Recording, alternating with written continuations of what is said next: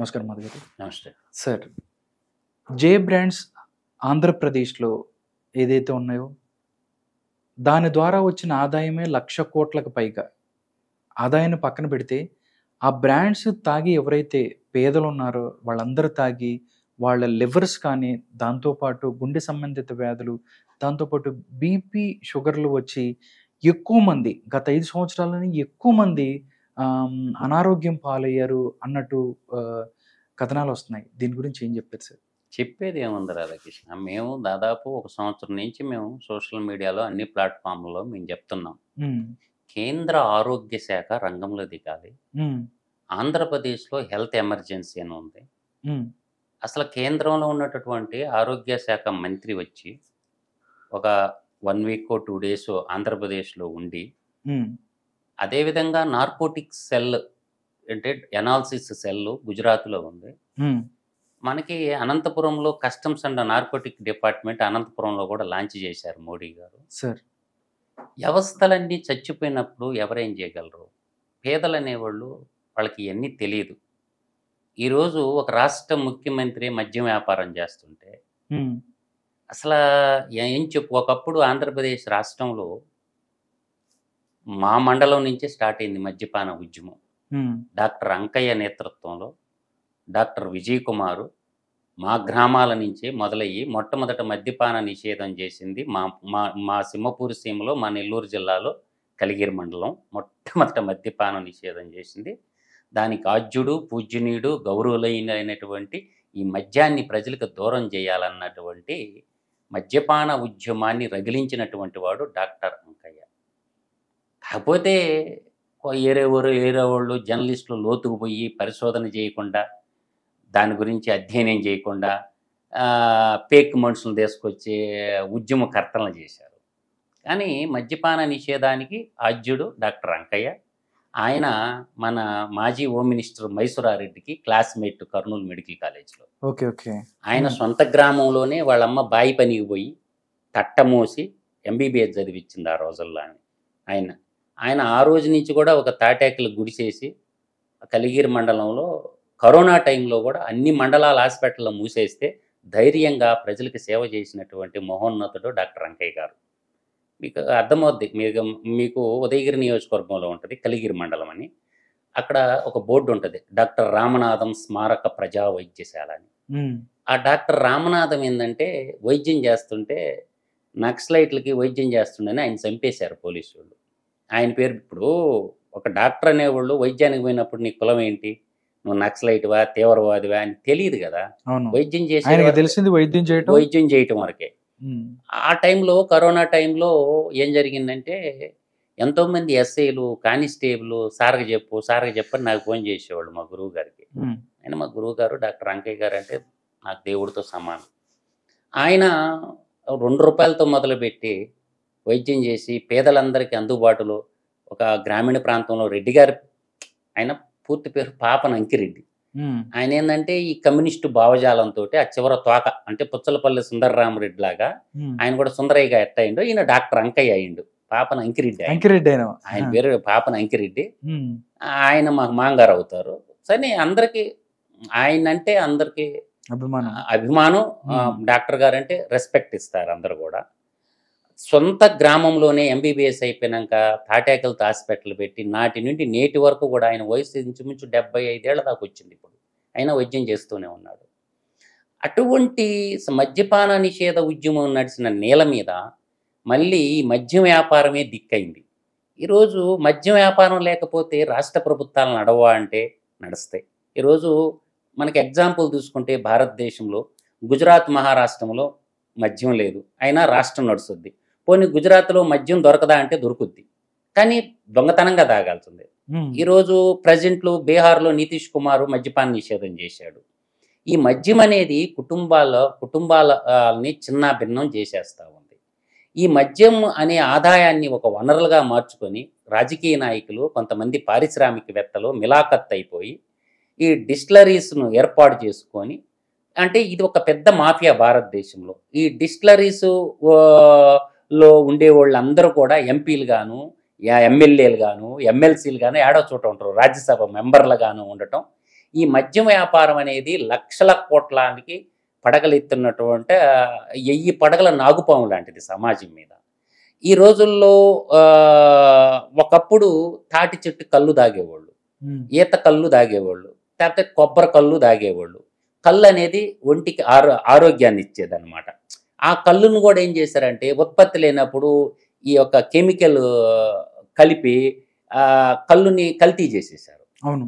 ఆ కళ్ళు స్వచ్ఛమైన కళ్ళు తాగితే ఒంటికి ఆరోగ్యం అని మెడిసినల్ కెమిస్ట్రీ చదువుకున్న వాళ్ళు అందరూ చెప్తుంటారు కూడా. కానీ ఈ యొక్క వ్యసనాన్ని ఈ కుటుంబాల్లో చిచ్చుపెట్టి సంపద అంతా పోవటం కాకుండా వాళ్ళ లివర్ల మీద, వాళ్ళ కిడ్నీల మీద, మోకాల నొప్పుల మీద, ఆయుర్ ప్రమాదం కూడా పనిచేయలేకపోవటం. ఇప్పుడు ఏంటంటే అలవాటైన తర్వాత ఏంటంటే అది తాకపోతే వాడు పని చేయలేడు, వాడు పని చేయదు, శరీరం పనిచేయదు. ఎప్పుడన్నా తాగిన వాళ్ళ శరీరాన్ని చూడండి, చెమట్లు వచ్చి ఉంటాయి, ఒళ్ళంతా ముఖంకి చేతికి చెమట్లు వస్తుంటాయి, విపరీతంగా చెమట్లు వస్తుంటాయి అన్నమాట. అట్లా ఏంటంటే ఈ మద్యం అనేది మహమ్మారి అనేది ఒక విషవృక్షం లాగా భారతదేశంలో విశృంఖలత్వం చేసి చాలామంది ఆడపిల్లల తాలిబొట్టులు తెంపేసినటువంటి చరిత్ర గలది ఈ మద్యాన్ని. మద్యాన్ని ఏంటంటే జాతీయ స్థాయిలో దీన్ని కట్టడి చేయాలి. కేంద్ర పార్లమెంటు ఎన్నో చట్టాలు చేస్తుంది, కానీ ఈ మద్య నియంత్రణ చట్టం భారతదేశంలో మద్యం అనేది తయారు చేయకూడదు. అసలు వ్యాపారమే ఉండకుండా దేశ ప్రధాని నరేంద్ర మోడీ గారు ఇప్పుడు జనరల్ ఎలక్షన్ జరుగుతుంది కాబట్టి ఒక బయటికి చెప్పాలి, అసలు లిక్కర్ అనేది బ్యాన్ అనేది చేయాలి. లిక్కర్ బ్యాన్ చేసినప్పుడు ఉత్పత్తి లేనప్పుడు నీకేమవుద్దంటే గ్రామాల్లో ఇక్కడ నాటు సారాయి విజృంభిస్తుంది. గ్రామాల్లో కళ్ళు తర్వాత డిమాండ్ వాటికి ఎక్కువ వస్తుంది, ఈత కళ్ళుకి, తాటి కళ్ళుకి, నాటు సారాయికి. అంటే అలవాటు పడ్డ సమాజం ఒక్కసారి మానండి. ఫస్ట్ ఏం చేయాలంటే ఎవ్రీ మండల హెడ్ క్వార్టర్లో ఒక డి అడిక్షన్ సెంటర్ పెట్టాలి ఫస్ట్. ఎంత ఒక్కసారి ఆపేస్తే ఏమవుద్దంటే హెల్త్ డిసీజ్ వచ్చి కుప్పలు తెప్పలుగా చచ్చిపోతారు ఎక్కడోళ్ళు అక్కడ. ఫస్ట్ ఏం చేయాలంటే దేశవ్యాప్తంగా అన్ని మండల హెడ్ క్వార్టర్లో డియాక్సేషన్ సెంటర్లు పెట్టేసి ఈ మద్యం అలవాటు ఉన్న వాళ్ళని క్రమక్రమంగా తగ్గించుకుంటా వచ్చేసి వాళ్ళ యొక్క ఇప్పుడు మీరు డ్రగ్స్ కేసులు ఎవరన్నా దొరికారనుకోండి, వాళ్ళని ఫస్ట్ జైలుకి పంపారు, 30 రోజులు డియాక్షన్ సెంటర్లో పెట్టి తర్వాత జైలుకి పంపిస్తారు వాడిని. అందువల్ల ఈ మహమ్మారి గంజాయి కానివ్వండి, హెరాయిన్ కానివ్వండి, కొకాయిన్ కానివ్వండి, ఈ రకరకాల మత్తు పదార్థాలకి నేటి యువతని బానిసలుగా చేసేసి సమాజాన్ని ఆయు ప్రమాణం జరిపోతున్నారు. రెండోది ఏంటంటే ఇక్కడ ఒక లాజిక్ ఉంటుంది, మీకు అర్థం కాంది. ప్రైవేట్ హాస్పిటల్ బతకాలంటే ఏం చేయాలా? ప్రైవేట్ హాస్పిటల్లో బతకాలంటే ఏం చేయాలా? ప్రజల్ని వ్యసనాలకి పౌష్టికాహారం సైడు న్యూట్రిషన్ ఫుడ్ ఇచ్చిన అనుకో ఆరోగ్యంగా ఉంటాడు, హాస్పిటల్కి పోయే దేవుడు. కాబట్టి వాళ్ళ ఆరోగ్యం చెడగొట్టాలంటే మొట్టమొదటి ప్లేస్లో ఉండేది లిక్కర్, సెకండ్ ప్లేస్లో ఉండేది డ్రగ్స్. ఇంకా మనం చేయగలిగింది ఏంది? ఈరోజు ఆరోగ్యశ్రీ అనేది భారతదేశంలో పెద్ద స్కాము.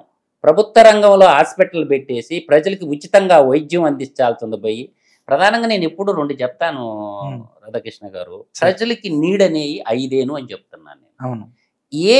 ఏ ఉచితంగా ఇవ్వాలా, ఏ ఉచితంగా ఇవ్వకూడదు అనేది ప్రజలు తెలుసుకోవడం లేదు. ఏ ఉచితంగా ఇవ్వాలా? చదువు ఫ్రీగా ఇవ్వాలి ఒకటి. 2 విద్య, చదువు అనేది ఫ్రీగా ఇవ్వాలి, KG to PG దాకా వాడు ఏమన్నా చదువుకునేవ్వండి, వాడు ఏ మీడియం అన్నా చదవనండి, వాడికి ఫ్రీగా ఇవ్వాలా. 2 వాడికి మనకి ప్రింటింగ్ అండ్ స్టేషనరీ డిపార్ట్మెంట్ ఉంటుంది, తద్వారా పుస్తకాలు ప్రింట్ చేసి పెద్ద ఏం కావు, వాళ్ళకి పుస్తకాలు ఫ్రీ ఇవ్వండి, షూ ఫ్రీ ఇవ్వండి, తర్వాత వాడికి బట్టలు కూడా ఫ్రీగా ఇవ్వండి. ఇది. రెండోది వైద్యం. వైద్య ఆరోగ్యం అనేది ఫ్రీగా ఇచ్చేసేయాలి అందరికీ కూడా. ఇక్కడ ఏంటంటే ఆరోగ్యశ్రీ అని ఒక దగులుబాజీ స్కీమ్ తెచ్చి ప్రైవేటు హాస్పిటల్ని బతికించడానికి వచ్చింది ఈ ఆరోగ్యశ్రీ అనే స్కీమ్. ఇప్పుడు వేల మంది డాక్టర్లు ప్రతి సంవత్సరం బయటకు వస్తున్నారు, వాళ్ళందరినీ 1 లక్ష రూపాయల జీతం ఇస్తే వాళ్ళు ఎక్కడికి పోరు? ఇప్పుడు 50,000 ఇస్తారు స్టార్టింగ్ PHCలో పనిచేసి MBBS డాక్టర్లకి. 1 లక్ష ఇవ్వండి రవాయి, నష్టమే ఉంది. 1 లక్ష రూపాయలు ఇచ్చి మండల హెడ్ క్వార్టర్ స్థాయిలో హాస్పిటల్లో అన్ని మెడిసిన్స్ ఫ్రీగా ఇవ్వండి. అందువల్ల ఇంకా ప్రైవేట్ హాస్పిటల్కి మనం ఎందుకు ఇవ్వాలి? అట్లా.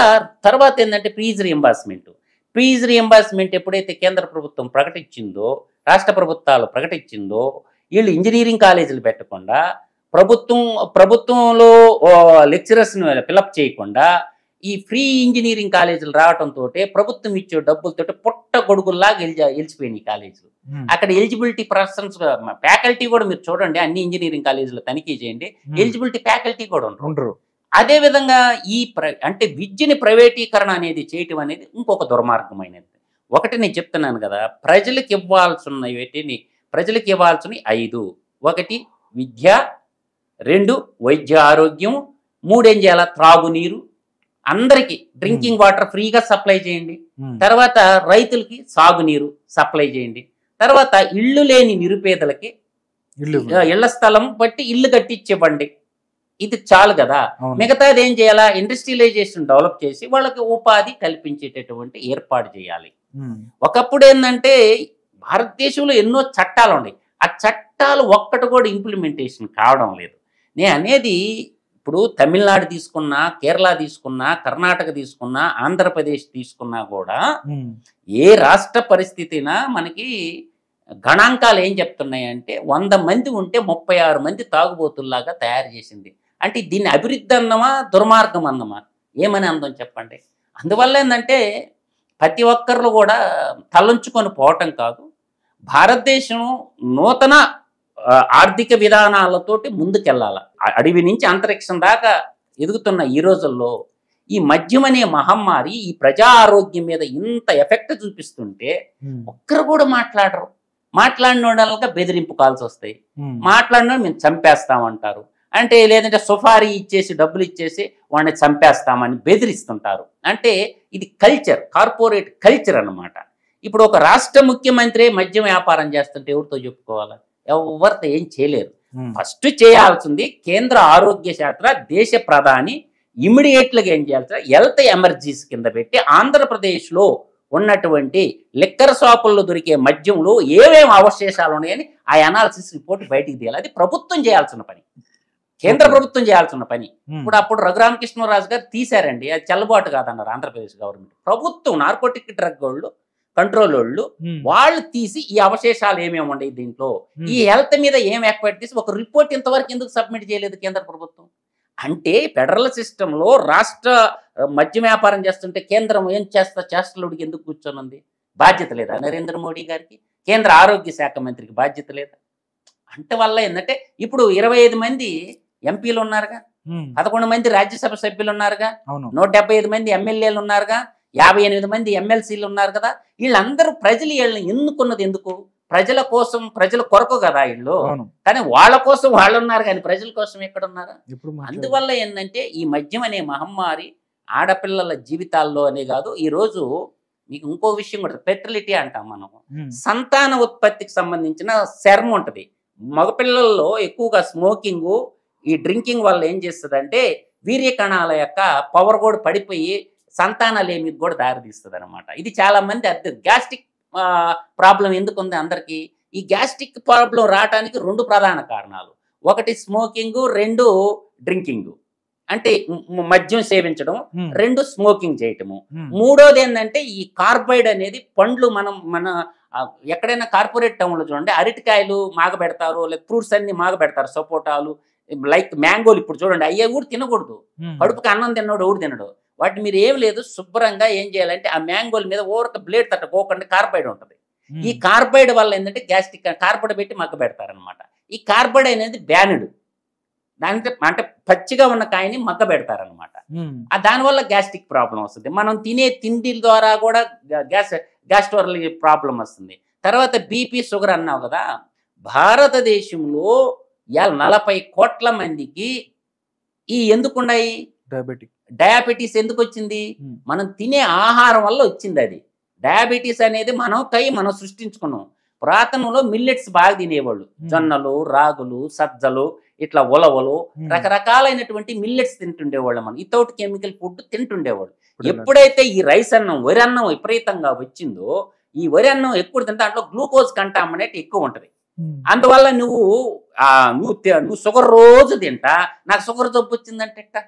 అందువల్ల ఇటువంటి సామాజిక సమస్యలు, సామాజిక రుగ్మతలు ఎన్నో ఉండయి. ఈ ఎవడుకు పట్టటంలా సినిమా, క్రికెట్, వాట్సాప్ మెసేజ్లు, చాటింగు, చీటింగు, బ్యాటింగు, ఇది అయిపోయింది. ఏం చేయాలి చెప్పండి? మాలాంటి వాళ్ళు మొత్తుకోవడమే తప్ప ఏముంది? చాటింగ్ అంటే చీటింగ్ రా, చాటింగ్, చీటింగ్, బ్యాటింగ్ అంటే క్రికెట్ బ్యాటింగ్. ఓకే. ఇదే కదా క్రికెట్ బ్యాటింగ్ అంటే బెట్టింగ్. ఆ. బెట్టింగ్ లో ఎంత డబ్బులు పోగొట్టుకొని తల్లిదండ్రులు ఎంతమంది పోగొట్టుకున్నారు. అందువల్ల ఏంటంటే ఇవన్నీ వ్యవస్థలో పట్టినటువంటి చీడ ఒక్కసారి పోనే పోదు.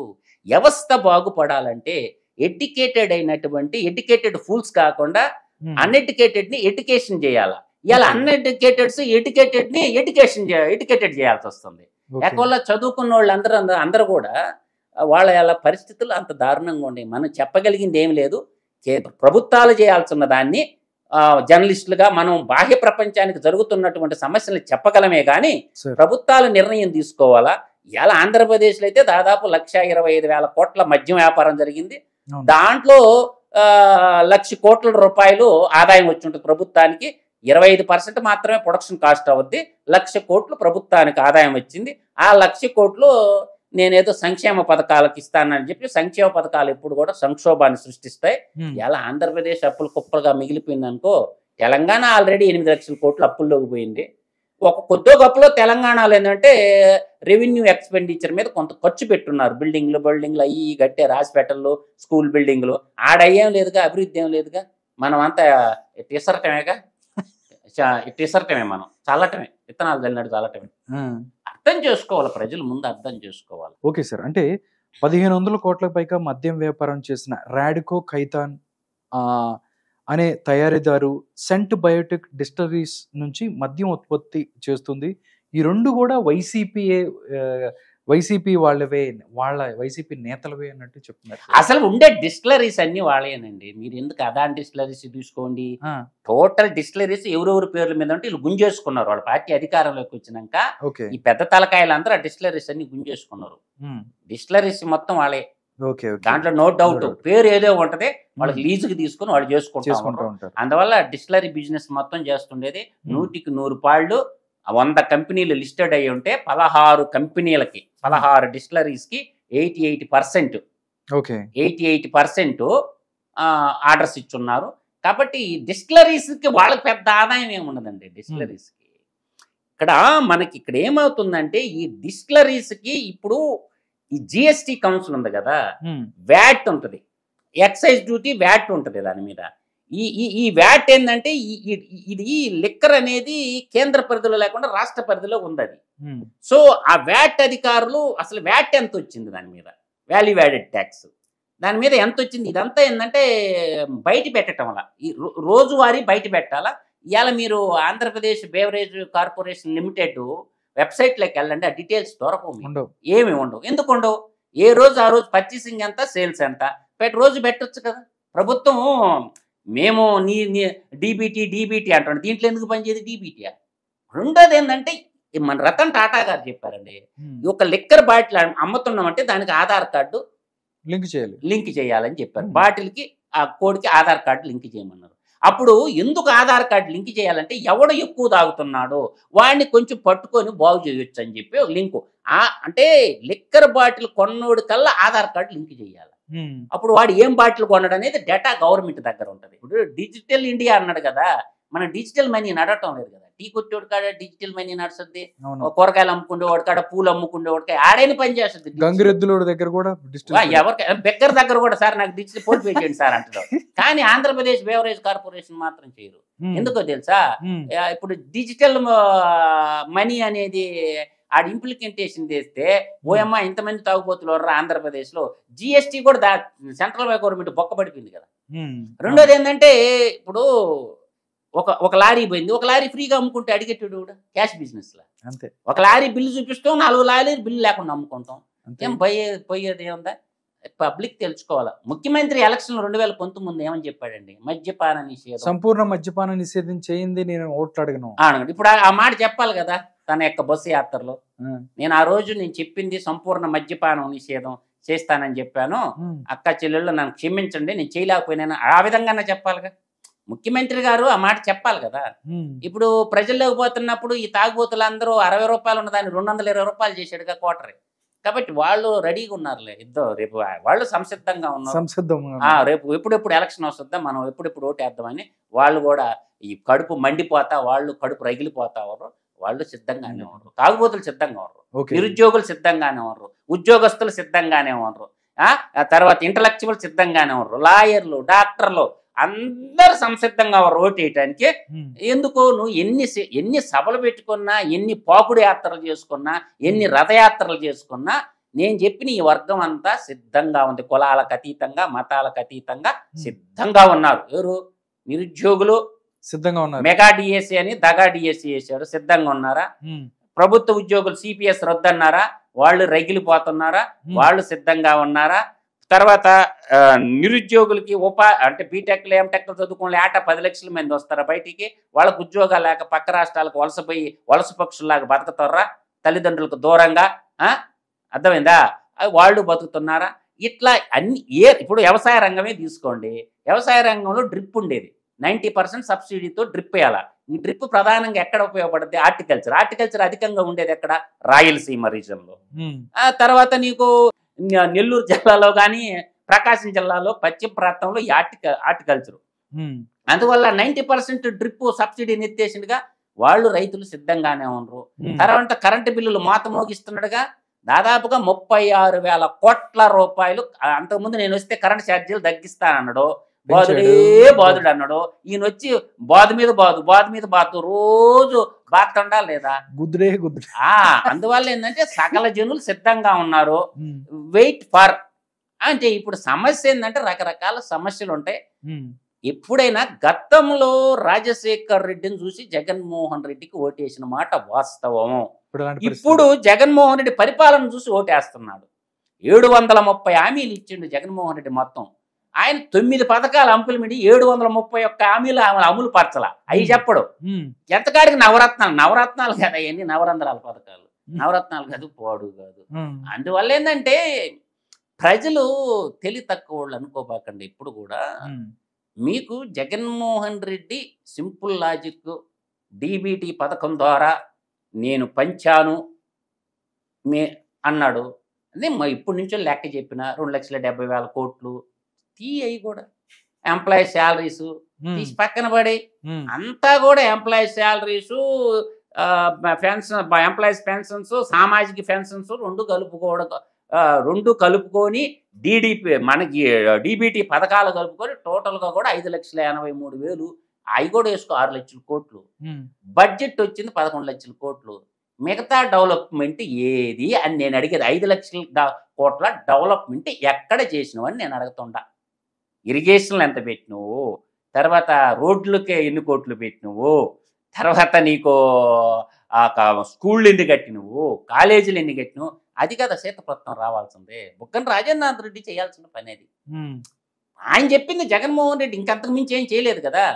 డీబీటీ పథకం ద్వారా నేను 2,70,000 కోట్లు అన్నాడు. నేను ఏడ విన్నా, అంత లేదు కానీ ఆయన లెక్కే వేసుకో నువ్వు. ఎంప్లాయీ శాలరీస్, ఎంప్లాయీస్ పెన్షన్స్ వేసుకో, మొత్తం 6 లక్షల కోట్లు తీసే 5 ఏళ్ళకి. 5 సంవత్సరాల లెక్క చెప్తాడా నేను. ఇంకా మిగిలిన 5 లక్షల కోట్లే బడ్జెట్ లో పెట్టిన లెక్కే చెప్తున్నా నేను, పక్క లెక్కే చెప్పాలి. 5 ఏళ్ళు బడ్జెట్ కూడుకోండి మీరు.